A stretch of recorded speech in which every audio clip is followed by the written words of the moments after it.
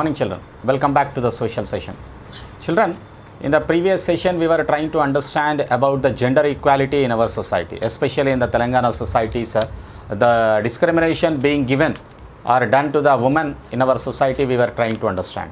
So as part of that there was an introduction regarding are the women naturally weaker than the men, are they equal to the men? Such kind of discussion we have taken up, and I asked you to complete a box, a homework which is present in the textbook. Okay, what are the things which can be done only by the men? What are the things which can be done only by the men, only by the women? And what are the things which can be done by both men and women? So if you go deep into each of these qualities of whether they are artistic, whether they are brave, whether they are emotional, whether they are shy, they are reserved, talkative, these kind of qualities, when you go deep into them, each of these qualities, you will find that they apply equally to both men and women. Both. Okay. There are women who are brave, there are men who are cowards, and there are men who are shy, there are women who are talkative.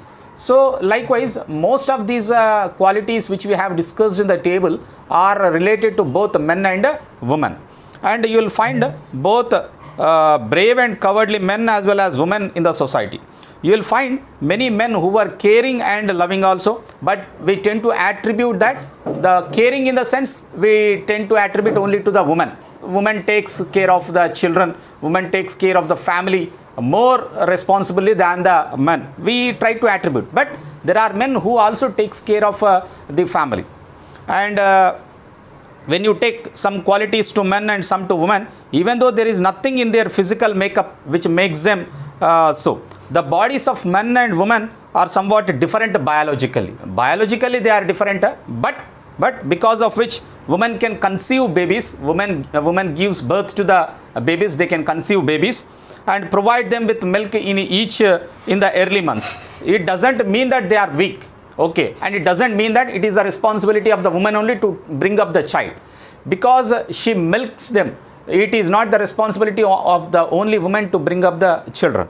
So this doesn't mean that woman can clean and bathe the babies only and wash clothes or prepare food, or she has to be restricted only to the kitchen or to the household work.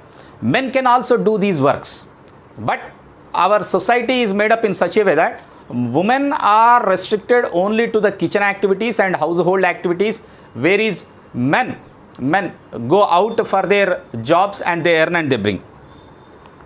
In many places, men do this work, men do this kind of work very efficiently also. When you go to other countries, okay, even men also will take care of the children. Men also will have equal responsibility to the children whom they have given birth. So, but we got so used to the idea of women performing some roles that we think that those are their natural qualities. Okay, we feel that women natural quality is to bring up the children, to take care of the children, to prepare, to cook the food at home. Why? Men cannot cook the food. Can the men cook the food or not? You take any big chefs in the 5-star hotels, whether it is men or women in the 5-star hotels, it's the men. Men cook more better than the women. But why do we attribute that in our houses kitchen is for the women? Why don't we go there and we keep on cooking? Come on children, bring some change in the life of a woman as well as in the society. Okay.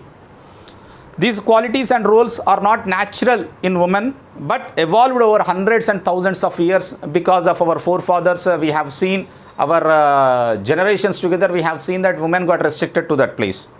So due to certain social norms also, the society has put certain restrictions on the woman. For that reason also we have seen women getting restricted only to the household chores. Since women have been performing these works for many centuries, we have grown to regard them as natural. In reality, these roles have been made by society but not natural. The society has made them such kind of roles, has given them such kind of roles. But women, when you break those household chores and you allow her to come out and work, then you can imagine how strong is an woman. So for hundreds of years, we had been living in a social order which favors men. Of course, this all society is men-dominated society. and in which men have control over all the resources in the house as well as in the society, and they have the right to make the rules also. घर में भी वही करते ना, पापा के हाथ में रहती पूरा control. So it is because for centuries together we have been brought up and we have created certain social norms where a woman is given a second class category, whereas men has been dominating over the society.